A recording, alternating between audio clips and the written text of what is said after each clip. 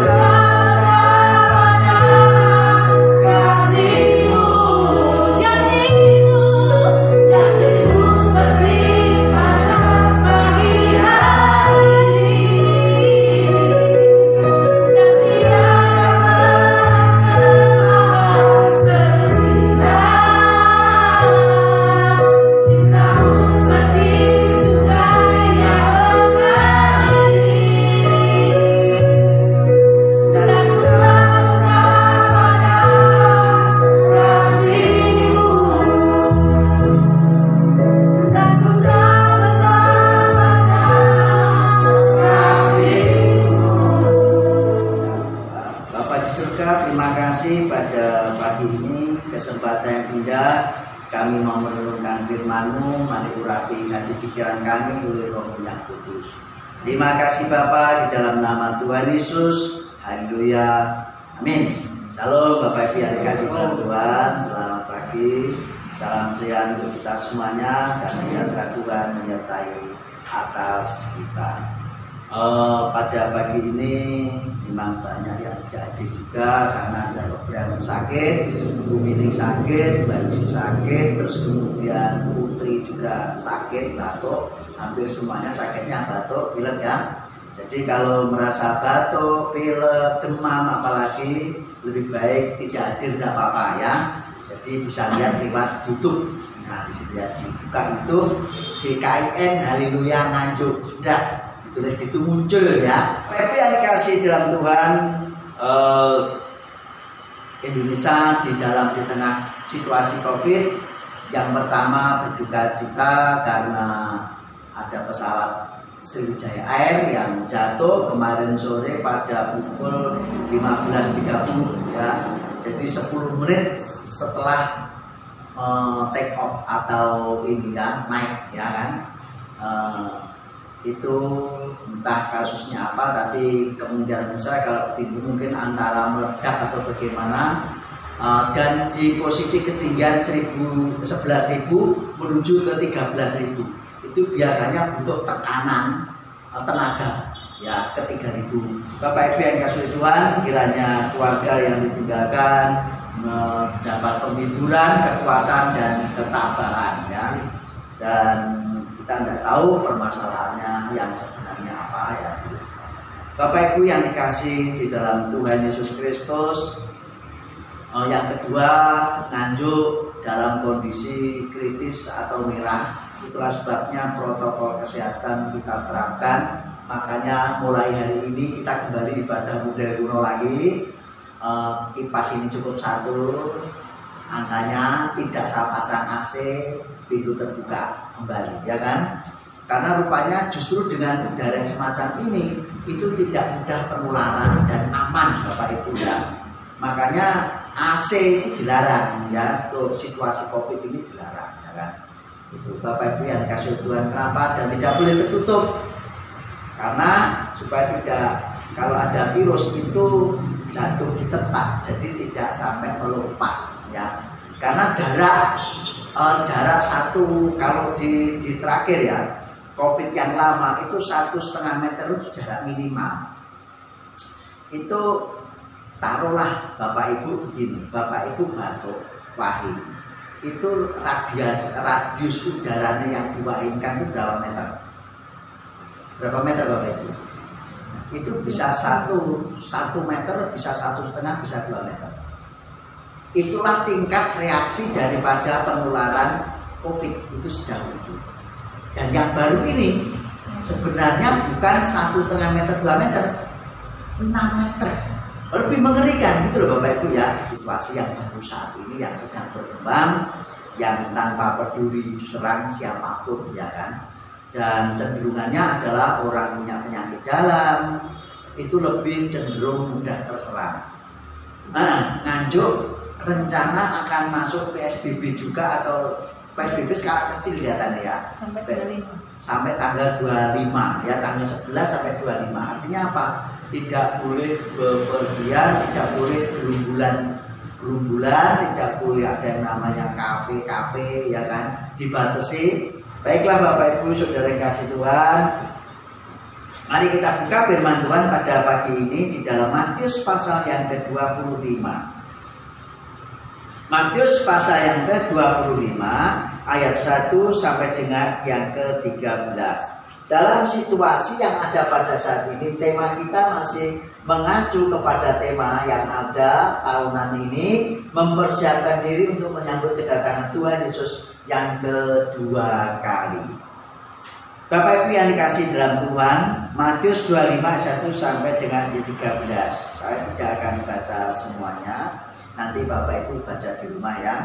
Gadis-gadis yang bijaksana dan gadis-gadis yang bodoh. Pada waktu itu hal kerajaan surga seumpama 10 gadis yang mengambil pelitanya dan pergi menyongsong mempelai laki-laki. 5 diantaranya bodoh dan 5 bijaksana. Gadis-gadis yang bodoh itu bawa beritanya tapi tidak membawa minyak, sedangkan gadis-gadis yang bijaksana itu bawa beritanya dan juga minyak dalam buli-buli mereka. Amin. Dan selanjutnya, Bapak Ibu Saudara yang terkasih di dalam Tuhan Yesus, saya mengajak kita belajar kepada gadis-gadis yang bijaksana. Kenapa Bapak Ibu? Karena kalau bodoh itu gampang ditirukan, tidak usah belajar, ya kan? Artinya otodidak pun jalan. Tapi kalau namanya hidup bijaksana, itu tidak bisa otodidak, tidak bisa sebegitu saja. Hidup yang benar, hidup yang baik, hidup yang sehat, itu tidak mudah begitu saja dijalankan, ya kan? Bapak Ibu yang dikasihi oleh Tuhan Yesus, kita habis bepergian saat ini, sampai di rumah cuci tangan, cuci muka, cuci kaki, kira-kira karena apa? Karena situasi COVID toh. Kalau enggak, alah biasa zaman dulu ya kan. Kita habis perjalanan manapun, ya sebentar langsung makan, ya muluk bebas aja ya kan. Sekarang dalam situasi, makanya belajar hidup yang sehat itu perlu belajar, ya kan. Cara hidup yang sehat, makan yang sehat, ya kan. Bapak Ibu yang kasih Tuhan, untuk terutama pada saat ini kalau habis bepergian lebih baik mandi ganti baju, mandi keramas ganti baju, ya kan. Bapak Ibu yang kasih Tuhan, kita harus sabar karena memang terutama Indonesia adalah negara tropis, jadi keringat itu lebih mudah keluar dari tubuh kita. Nah, gadis 5 gadis yang bijaksana. Kita belajar dari 5 gadis yang bijaksana. Itu sangat penting, ya kan? Supaya kita kenapa? Supaya kita menjadi bijaksana. Kalau kita belajar pada gadis yang bodoh atau orang yang bodoh, kita akan jadi bodoh. Tapi kalau kita belajar dari gadis bijaksana, kita akan menjadi bijaksana. Kalau kita belajar kepada orang pintar, kita akan jadi pintar, ya kan? Tidak mungkin guru SD apa itu cukup lulusan TK, ya kan? Tidak mungkin toh. Guru TK pun padahal tidak boleh, kan nggak boleh. Oh nggak usah sekolah lah pokok, nggak punya ijazah apa, nggak apa-apa. Yang penting bisa ngajar. Mana yang diajar apa kan nggak bisa, ya kan? Harus orang pintar, harus berpendidikan sehingga apa? Menjadi teladan bagi murid-murid. Nah, gurunya aja nggak sekolah, kok saya suruh sekolah, ya kan? Nah, Bapak Ibu yang dikasih dalam Tuhan, dalam istilah Jawa kuno itu ada istilah begini bagi orang-orang zaman dahulu ya, yang mungkin belum terlalu mengenal apa itu agama. Swarga nurut neraka kafir, itu istilah zaman dulu. Entah Bapak Ibu mendengar apa tidak, tapi zaman dulu ada istilah begitu. Swarga nurut neraka kafir. Artinya apa? Wis ikut saja kemana, yang penting yang neraka ya monggo, yang swarga ya monggo, nah semacam itu ya kan. Jadi apa? Tidak punya pendirian, ya kan? Ini nggak bijaksana, ya kan? Mau dibawa kemana manut saja. Itulah sebabnya situasi meletus pada zaman itu bingung kalang kabut. Karena apa? Karena mudah sekali manut. Pun derek, ya kan? Kebanyakan begitu. Orang zaman dahulu pun derek. Ya yang diikuti adalah orang genah, orang bener, orang pas. Kalau enggak, ya kan? Nah, Bapak Ibu yang dikasih dalam Tuhan, latar belakang daripada hal ini adalah mengacu kepada penjelasan tentang bagaimana masuk dalam kerajaan surga. Yang di dalam hal ini kita adalah menyongsong kedatangan Tuhan Yesus, menyambut kedatangan Tuhan kembali. Itu adalah sama dengan menyongsong akan kedatangan kerajaan surga. Ya, sebab apa firman katakan Tuhan Yesus kata, di mana aku berada, ya disitulah kerajaan surga itu ada. Tidak mungkin Tuhan Yesus tidak di surga, ya kan? Itu. Nah, penjelasan mengacu kepada yang namanya kerajaan surga. Setiap orang sudah paham apa itu kerajaan surga, hanya belum tahu di mana kerajaan surga. Nah, kenapa? Karena Kerajaan surga itu adalah tempat mahal. Ya, tempat mahal. Artinya apa? Tempat di mana yang Maha Kuasa itu bertata. Nah, setelah dunia ini dilenyapkan, kita yang percaya kepada Tuhan akan dipindahkan ke suatu tempat yang khusus, yang berbeda dari yang ada di dunia ini. Itulah sebabnya Tuhan katakan, janganlah kamu berharap kepada dunia ini dan jangan gandoli dunia ini. Kenapa? Karena dunia ini akan lenyap. Dunia ini nanti ke suatu tempat yang berbeda dengan ini, yang artinya apa? Kita sudah dalam hidup masa kekekalan. Bapak Ibu Saudara yang terkasih dalam Tuhan, bijaksana adalah realisasi dari hikmat. Ya kan? Bijaksana itu identik dengan hikmat. Siapa itu? Salomo itu terkenal raja yang paling punya hikmat. Bagaimana merealisasikan hikmat itu? Bijaksana itulah realisasi daripada hikmat. Contoh begini, pemimpin, mungkin pemimpin negara punya hikmat, oh begini, tapi merealisasikan hikmatnya untuk memutuskan suatu perkara, itu apa bentuknya? Kebijaksanaan atau bijaksana atau kebijakan. Itu namanya wujud daripada hasil dari hikmat. Nah, kan? Kalau orang punya hikmat tapi meneng, hikmat atau bukan? Enggak. Mungkin dipikir orang itu sedang ya kan, mergo menengai. Jadi ini orang pintar tapi meneng, nyendengai. Nah, itu namanya bukan punya hikmat. Hikmat itu diwujud nyatakan dengan kebijakan. Realisasi daripada hikmat adalah bijaksana, bijakan. Artinya apa? Memang kalau sudah wujud kebijakan, hikmat kebijakan, itu adalah muncul kebijaksanaan atau kebijakan. Itu kalau di dalam dunia ini tidak selalu 100% menguntungkan. Mungkin 80% menguntungkan, tapi yang 20% tidak menguntungkan. Mungkin 90% menguntungkan, tapi yang 10% tidak menguntungkan. Contoh, kebijakan Presiden mengenai jalan tol dari Sabang sampai Merauke. Tidak menguntungkan bagi saya. Kenapa? Karena rumah saya tidak kena tol, tidak oleh duit, ya kan? Tapi kan menguntungkan bagi saudara kita kena jalur tol. Dulu angen-angen saya, kami itu kalau bandaranya Gul di Blitar, di Ponggok, tempatnya di timurnya rumah kami, saya kan masih kecipratan Bapak Ibu, ya kan? Gitu. Nah, tapi ternyata berbeda situasinya, ya kan? Gudang Garam yang mengajukan kebijakan ingin membangun bandara, akhirnya kerjasama dengan pemerintah. Ya sudah.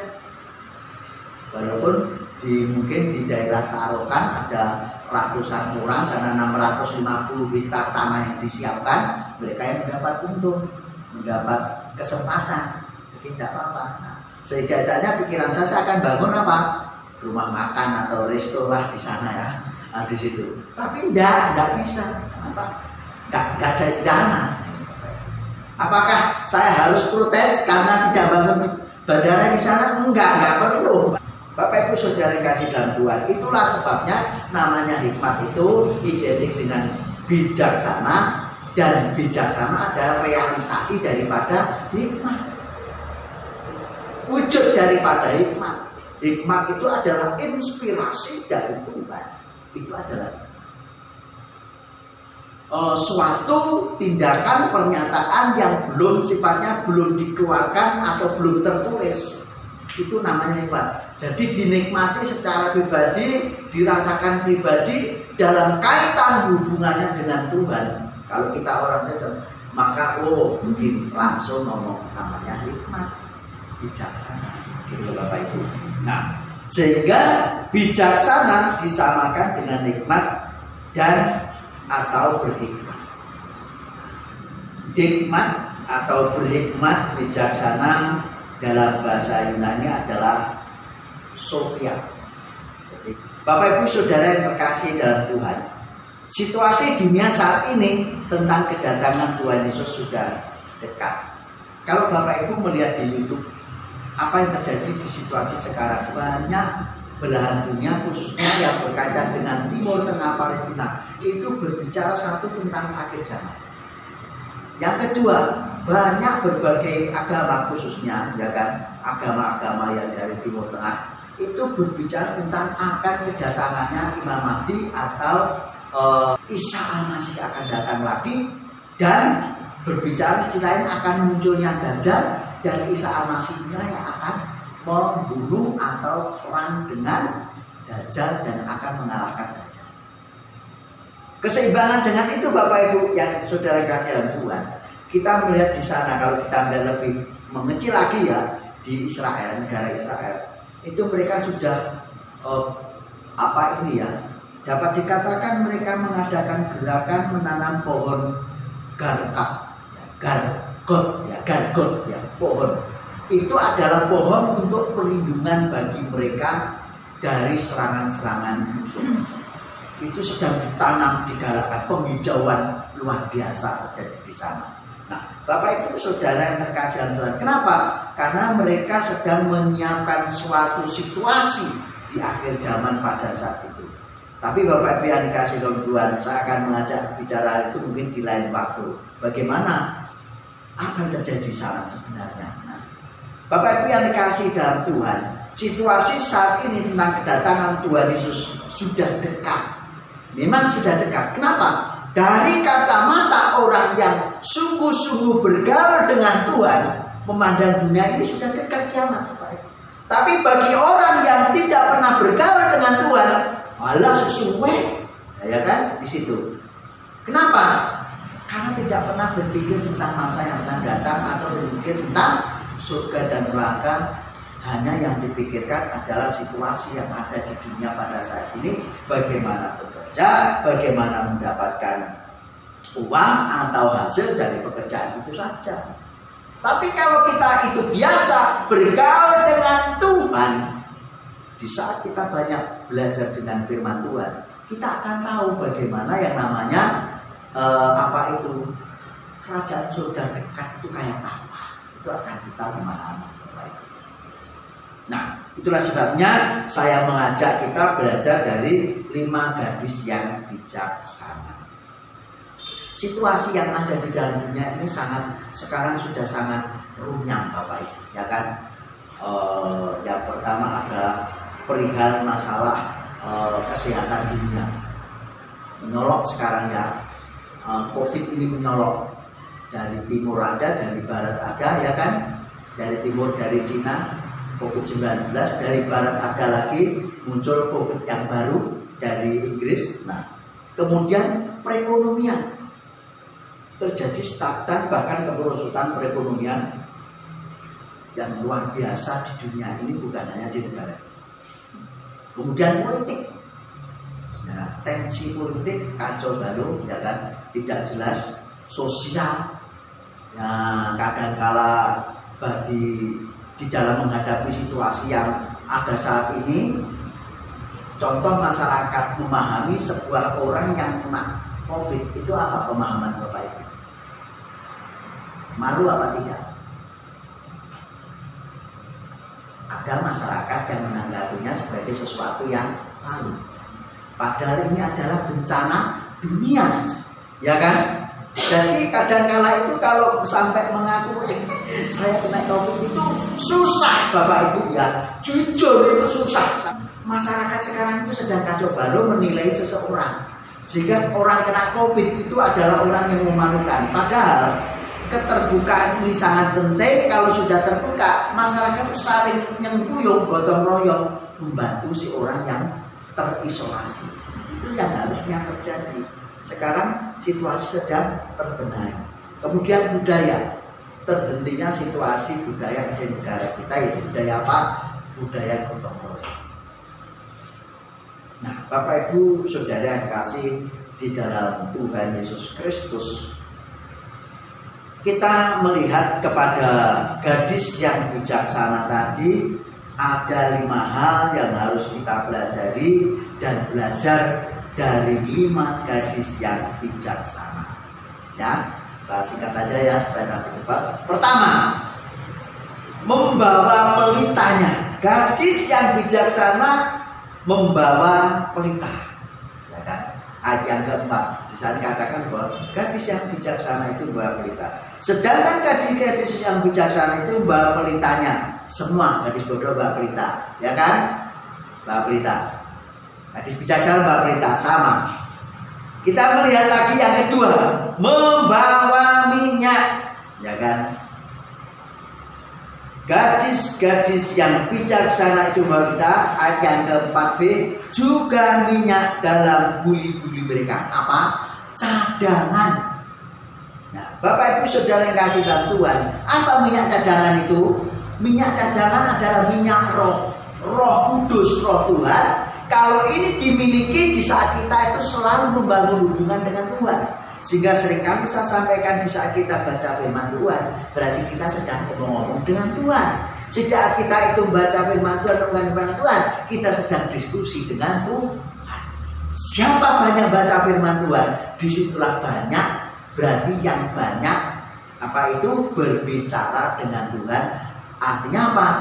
Roh Kudus tinggal di dalam hati orang. Yang ketiga, peka. Ayat yang ke-6.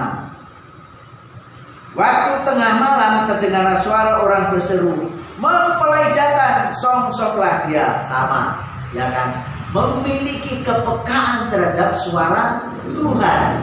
Orang yang banyak baca firman Tuhan, renungkan firman Tuhan, maka akan peka terhadap suara Tuhan. Ya. Ketiga, sadar akan haknya. Ayat 9. Tetapi gadis-gadis yang bijaksana itu nanti tidak cukup untuk kami dan untuk kamu.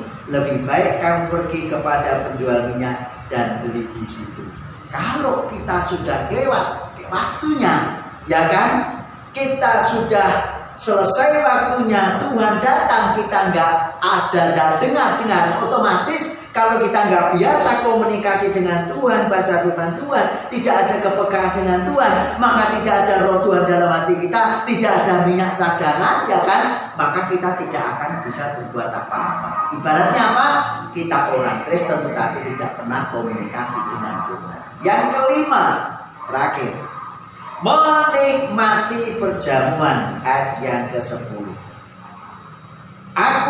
Akan tetapi waktu mereka sedang pergi untuk membelinya, datanglah mempelai itu dan mereka yang telah siap sedia masuk bersama-sama dengan dia ke ruang perjamuan kawin, lalu pintu tertutup. Perjamuan pernikahan, pintu ditutup. Blok, tidak ada orang lain yang bisa masuk kecuali yang sudah ada di tempat itu. Jadi Bapak Ibu Saudara kasih Tuhan, kalau Tuhan Yesus datang, tidak ada arti atau kata pernyataan Tuhan, jangan datang dulu, besok saja, saya tak sebentar saja beri kesempatan merenungkan firman-Mu. Sekaranglah kesempatannya, sekaranglah saatnya kita membangun komunikasi dengan Tuhan supaya pelita itu tetap menyala, Roh Kudus ada di dalam hati kita. Bapak Ibu yang dikasih dalam Tuhan, di dunia barat pernah saya sampaikan, ya kan, kalau Bapak Ibu ke tempat seseorang, ya kan, diundang makan, datanglah. Dan di saat Bapak Ibu diundang, umpamanya yang diundang adalah Pak Narto, jangan coba-coba Pak Narto ngajak anak dan bojone. Piringnya itu yang ada yang untuk Pak Narto. Kalau Pak Narto ngajak Pak Narto, maaf, Anda tidak saya undang, piringnya nggak ada, silakan di luar. Itu di sana begitu. Jadi pintu ditutup plek, ya kan? Totok-totok umpamanya. Permisi, Om. Ya, nyari siapa? Pak Narto ada di sini, ada. Oh, mau ketemu? Ya silakan tunggu di luar dulu, saya lagi makan-makan sama Pak Narto. Gitu ya kan? Artinya apa? Sama dengan diri. Kalau sudah pintu ditutup, pesta dimulai, kita tidak bisa berbuat apa-apa. Ngedok pintu pun Tuhan katakan, aku tidak mengenal. Kesimpulan Bapak Ibu, hiduplah dalam firman dan nyatakanlah firman dalam hidup kita. Garam dan terang, firman-Mu pelita bagi kakiku dan terang bagi jalan Tuhan Yesus memberkati. Terima kasih Tuhan Yesus, kebenaran firman-Mu pada pagi hari ini meteraikan di dalam hati pikiran kami. Urapi pemberitaan ini, urapi kebenaran firman-Mu yang hamba-Mu sampaikan, urapi akan alat-alat yang kami pakai untuk kemuliaan-Mu, sehingga siapapun yang mendengar, siapapun yang melihat, mereka memahaminya dengan kebenaran firman-Mu dan oleh Roh-Mu yang kudus yang bekerja. Terima kasih ya Tuhan Yesus, terima kasih Bapa di surga. Kami bersyukur Tuhan tentang Tuhan dalam ibadah kami dari awal sampai akhir. Biarlah perkenanan Tuhan atas segala pujian kami bagi Engkau ya Tuhan. Layakkanlah kami bagi nama-Mu ya Tuhan. Bapa di surga, kami serahkan ya Tuhan saat ini Bapak Ibu Saudara kami dalam Tuhan kuasa-Mu, Pak Narto sekeluarga dalam pimpinan Tuhan, kekuatan kesehatan dalam kasih setia ya Tuhan bagi nama-Mu. Tuhan dan sekeluarga kami serahkan dalam nama Tuhan Yesus, dalam segala pergumulan, segala tantangan, kekuatan kesehatan dalam rumah tangga, sekolah, masa depan ke Tuhan Yesus yang menopang pimpin selalu. Pak Lusius sekeluarga Tuhan Yesus kami serahkan dalam nama Tuhan Yesus, akan kesehatannya, akan masa depannya, bahkan juga ya Tuhan Yesus dalam pekerjaannya. Ulamiti kami serahkan dalam nama Tuhan Yesus. Tuhan pakai bagi kemuliaan, kekuatan kesehatannya, usahanya, Tuhan yang memberkati, pakai bagi alat-Mu ya Tuhan di tengah-tengah keluarganya. Kami serahkan Bapak Ibu Saudara kami yang saat ini tidak bisa hadir ya Tuhan. Engkau jamah urapi dalam kuasa-Mu, jika sakit Tuhan sembuhkan, yang susah Tuhan hiburkan, yang lemah Tuhan yang menguatkan. Baik Pak Lus sekeluarga, baik Pak Cito sekeluarga, bahkan juga itu Bu Maria sekeluarga, Pak Yuda sekeluarga, pun juga ya Tuhan Yesus buat Pak Febri sekeluarga, Pak Agung sekeluarga, kami serahkan dalam nama Tuhan Yesus. Pak Cito sekeluarga ya Tuhan dalam urapan kuasa-Mu, Saudara Yuda keluarga dan Yusuf keluarga, kami serahkan dalam nama Tuhan Yesus Kristus ya Tuhan. Tuhan yang menjamah, Tuhan yang bekerja oleh Roh-Mu yang kudus ya Tuhan. Terima kasih Tuhan Yesus, terima kasih Bapa, kami serahkan ya Tuhan Yesus. Saudara kami seiman dimanapun berada, yang sakit Tuhan sembuhkan, yang lemah Tuhan kuatkan, Tuhan yang berikan penghiburan dan kekuatan oleh Roh-Mu yang kudus. Ya Tuhan, baik di Nganjuk, baik seluruh dunia ya Tuhan Yesus dalam kuasa-Mu. Kami serahkan bangsa dan negara kami dalam kuasa-Mu, dalam situasi yang ada saat ini ya Tuhan Yesus. Masyarakat Indonesia supaya dewasa di dalam menghadapi situasi yang ada saat ini ya Tuhan. Mulai dari Presiden wakil sampai dengan tingkat RT, bahkan lembaga-lembaga yang terkait dalamnya, bahkan juga TNI, Polri, tenaga medis yang mengawal situasi bangsa saat ini ya Tuhan. Engkau campur tangan, pimpin dalam tangan kuasa-Mu ya Tuhan Yesus. Terima kasih ya Tuhan, terima kasih. Kami serahkan ya Tuhan tangan kiri dimanapun kami berada. Mari Tuhan Yesus campur tangan, kuatan kesehatan menyertai atas mereka semuanya ya Tuhan. Terima kasih Bapak, terima kasih. Kami serahkan ya Tuhan segala puji hormat dan doa kami kehadirat yang kudus di dalam nama Tuhan kami Yesus Kristus. Mari kita pergi bersama-sama, kita akhiri ibadah kita. Allah sumber berkat, sumber kekuatan dan kuasa, kasih dan setia dan pengorbanan dan pengampunan, biarlah dicurahkan atas Bapak Ibu Saudara, kasih, berkat, kekuatan dan kuasanya, pengampunannya bagi Bapak Ibu Saudara sekalian dari sekarang sampai selama-lamanya, dan pulanglah jadi garam dan terang dimanapun Bapak Ibu Saudara berada. Di dalam nama Allah Bapa, Putra dan Roh Kudus, Tuhan Yesus memberkati. Amin.